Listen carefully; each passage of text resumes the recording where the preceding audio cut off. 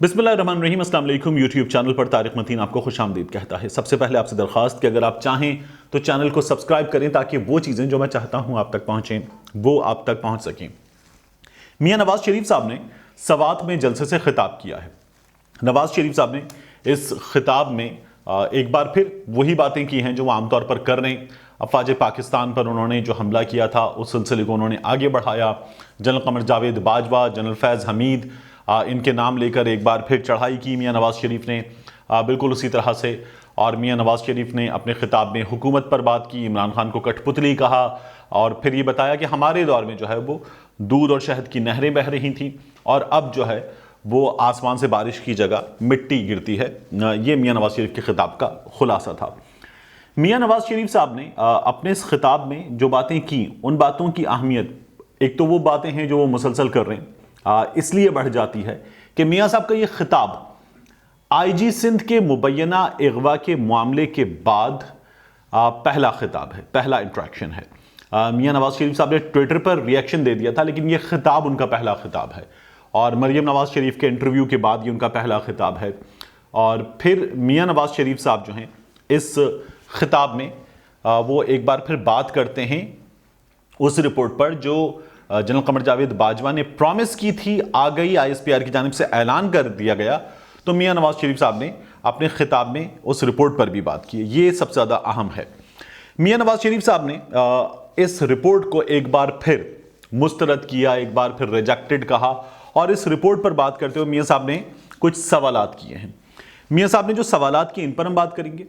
मियां साहब ने रिपोर्ट के हवाले से क्या कहा है इस पर हम बात करेंगे।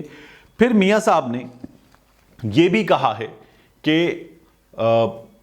क्यों आज जो खून जोश मार रहा है वो मुख्तलिफ मौक़े हैं, उन पर जोश क्यों नहीं मार रहा था, ये मियां नवाज शरीफ साहब ने सवाल किया है।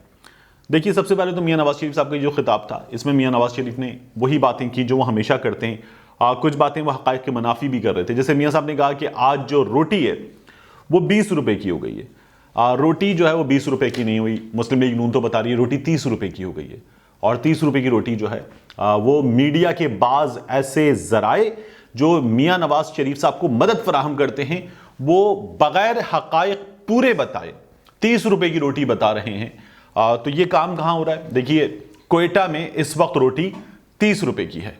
कोयटा में कौन सी रोटी 30 रुपए की? वो रोटी जो 320 ग्राम की है, वो रोटी जिसे एक से ज्यादा लोग आराम से खा सकते हैं, वो रोटी 30 रुपए की है, जो शायद इतनी बड़ी रोटी होती है, जो पहले भी बाज़ जगहों पर 25, बाज़ जगहों पर 27 रुपए की मिल रही थी। अब वो रोटी कोयटा में 30 रुपए की है। मियां साहब ने कहा कि रोटी 20 रुपए की है, तो रोटी 20 रुपए की जो है वो नहीं है। मियां साहब ने कहा हमारे दौर में रोटी जो थी वो 5 रुपए की थी, तो रोटी मियां साहब के दौर में भी 5 रुपए की नहीं थी।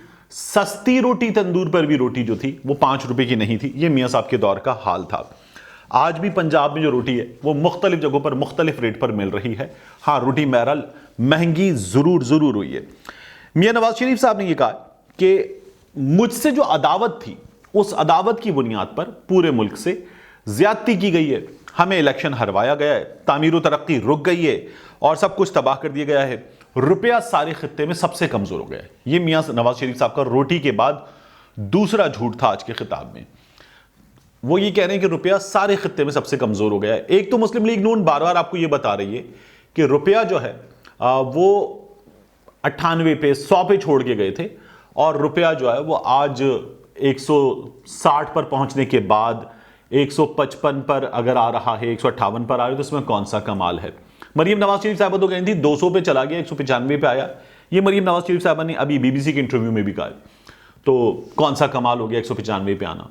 तो ये गालिबन उन्होंने महावरतन कहा, मैं इसको झूठ भी नहीं कहूंगा, ये महावरतन कहा है। उनको भी पता है कि रुपया जो है वो 169 रुपए तक गया था मैक्सिमम। अब रुपया जो है वो 155 पर आने की बात हो रही है। मुस्लिम लीग नून रुपया कहां छोड़कर गई, बल्कि 24-25 जुलाई को रुपया कहां था। मैं आपको ग्राफ दिखा रहा हूं, उस ग्राफ के साथ आप देख सकते हैं कि मुस्लिम लीग नून जब गई है तो रुपया कहां पर था और 24-25 जुलाई को जब इंतखाबात हो रहे हैं तो उस वक्त रुपया कहां था। आप खुद इस ग्राफ में ये नंबर्स देख लें तो आपको सिचुएशन समझ में आ जाएगी। मियां साहब का जो दूसरा झूठ है ये भी समझ में आ जाएगा इनका जो रुपया जिस तरह से कंट्रोल होता था उस बारे में फॉरेक्स वालों से आप जाकर मालूम कर लें तो वो भी आपको सूरत हाल समझ में आ जाएगी। वैसे इसाक डार साहब कहते हैं उसी तरीके से कंट्रोल कर लें रुपए को तो भी कोई बुराई नहीं है। फिर उसके बाद उन्होंने ये कहा कि आज जनरल फैज हमीद, जनरल बाजवा ये पूछ रहे हैं कि हमारा नाम क्यों लिया जा रहा है, और उन्होंने कहा कि मैं आपका नाम ना लूं तो मैं आपके सिवा किसका नाम लूं। आपने मर्जी की JIT बनवाई, आपने मर्जी के फैसले करवाए, आपने हमें जेलों में डलवाया, मुझे, मरियम को, शहबाज शरीफ को और हमारी पार्टी के दीगर लोगों को आपने जेलों में डलवा दिया। तो मियां साहब जो ये कह रहे हैं कि आपने हमें जेलों में डलवा दिया, ये जरदारी साहब के दौर के मुकदमात हैं या जरदारी साहब की पार्टी के लोगों पर जो मुकदमात हैं वो मियां साहब के दौर के मुकदमात हैं। मियां साहब के साथ जो पनामा हुआ है वो पनामा मियां साहब के साथ नहीं, वो पूरी दुनिया के साथ हुआ है, और वो भी पाकिस्तान में जिस जर्नलिस्ट का इसमें सबसे बड़ा किरदार था उमर चीमा, वो अब मुस्लिम लीग नून के चहीते तरीन जर्नलिस्ट जो हैं उनमें शामिल है। He is a wonderful journalist, मैं इस बात से डिसएग्री नहीं करता, लेकिन वो मुस्लिम लीग नून के चहीते तरीन सहाफियों में शामिल हैं। ICIJ में सबसे ज्यादा किरदार जो पाकिस्तान में किसी सहाफी का था तो वो उमर चीमा साहब का था। फिर उसके बाद मियां साहब ने ये जो प्रेस रिलीज है, ये जो रिपोर्ट है जो जनरल बाजवा ने प्रॉमिस की और पब्लिक हो गई है, इस रिपोर्ट पर बात की, और मियां साहब ने इस रिपोर्ट को रिजेक्ट करने की बात की, इसको मुस्तरद करने की बात की और कुछ सवालात किए। अब इन पर आ जाते हैं। मियां साहब एक बार फिर बता रहे हैं कि चादर चार दीवारी का तकद्दुस पामाल किया गया, कैप्टन सफदर को गिरफ्तार किया गया, मज़ार कायद की बेहुरमती हुई तो खून जोश में आ गया। खून कायदे आज़म की तालीमात की जब खिलाफ वर्जी की जाती है, उनके फरमुदात की खिलाफ वर्जी की जाती है तो खून क्यों नहीं जोश में आता। मियां साहब ने यह सवाल किया। मियां साहब ने यह सवाल किया कि जब आइन तोड़ा जाता है तो खून क्यों जोश में नहीं आता, जब आइन पर अमल नहीं किया जाता तब क्यों खून जोश में नहीं आता, जब मुंतखब वजीर आजम को जेल में डाल दिया जाता है तब खून जोश में क्यों नहीं आता, जब मुंतखब वजीर आजम के ऑफिस की दरवाजे और दीवारें फलांगी जाती हैं तब खून क्यों जोश में नहीं आता। ये मियां साहब ने सवालात किए और एक तसलसल के साथ वो करते चले गए अपने प्रॉम्प्टर पर लिखी हुई तकरीर के जरिए। तो मियां साहब जब ये सवाल कर रहे हैं कि खून तब जोश में क्यों नहीं आता जब कायदे आजम के फरमूदात उन पर अमल नहीं होता तो खून क्यों नहीं जोश में आता, तो इस पर ट्रूथ एंड रिकंसिलिएशन कमीशन मियां साहब खुद भी कह रहे हैं तो खून जोश में आना चाहिए। खून जोश में आना चाहिए कि जनरल जिलानी जो हैं वो एक पौधा लगाएं जमहूरियत की नर्सरी में, कहीं से उखाड़ के बाहर से आके ज़बरदस्ती लगा दें, फिर उसको पानी दें जनरल ज़िया, फिर उसके बाद वो मियां नवाज शरीफ की शक्ल में हमारे सामने हो और फिर वो जुनेजो से बेवफाई करे, फिर वो बीबी की हुकूमत के खिलाफ साजिश करे, फिर वो ISI से पैसे ले, फिर वो इत्तेहाद बनाए, फिर वो सियासतदान दूसरे बीबी की हुकूमत जब बने तो फिर उसके खिलाफ साजिशें करे उस वक्त के सदर से मिलके, फिर वो सियासतदान इस मुल्क में अफवाज पाकिस्तान के इदारे में जो गलत फहमियां पैदा हुई और जो उसने अपना किरदार अदा किया उस किरदार की बुनियाद पर इक़्तिदार से महरूम किया जाए, गलत हुआ था। अफवाज पाकिस्तान के जनरल का इक़्तिदार में आना गलत है, लेकिन जो मियां नवाज शरीफ साहब के साथ हुई थी, जो उस तैयारा केस में हुई थी, उस पर आप जाकर देख लीजिए। अरशद शरीफ साहब की एक बहुत डिटेल्ड डॉक्यूमेंट्री आपको मिल जाएगी, वो आपको तमाम मामला समझा देगी। नेट पर अवेलेबल है, यूट्यूब पर अवेलेबल है वो, तो आपको तमाम मामला समझा देगी कि मियां नवाज शरीफ साहब ने किया क्या था। उसके बाद अदनान आदिल साहब ने BBC के लिए जनरल उस्मानी के किरदार के हवाले से बड़ी डिटेल्ड, बहुत डिटेल्ड जो है वो स्टोरी पब्लिश की हुई है। आप वो स्टोरी देख लीजिए, आपको तमाम चीजें मियां साहब के किरदार के हवाले से समझ में आ जाएंगी। उसके बाद नेट पर आपको तस्वीरें मिल जाएंगी जिनमें ये लोग ब्रीफ केस उठाकर खुशी खुशी सूट केसेस उठाकर मुल्क से बाहर जा रहे हैं और ये मुआहिदा करके चले गए हैं। तो कायदे आज़म के फरमुदात मियां साहब को याद नहीं आए, कायदे आज़म के फरमुदात आप मियां साहब को किसी मौके पर कभी भी याद नहीं आए।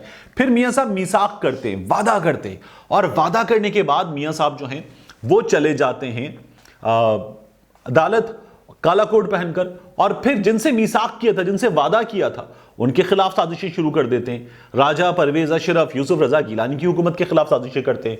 मियां साहब को कायदे आज़म के फरमुदात याद नहीं आए। मियां साहब ने अभी इन्हीं जनरल बाजवा को जो मुजरिम हैं मियां नवाज शरीफ की हुकूमत गिराने के, ये जनरल बाजवा जो जस्टिस ईसा के मुजरिम हैं, ये जनरल बाजवा जो जस्टिस शौकत अजीज सिद्दीकी के मुजरिम हैं, इन्हीं जनरल बाजवा को एक्सटेंशन मियां साहब ने लाइन में लग के दी है, इनकी जमात ने दी है।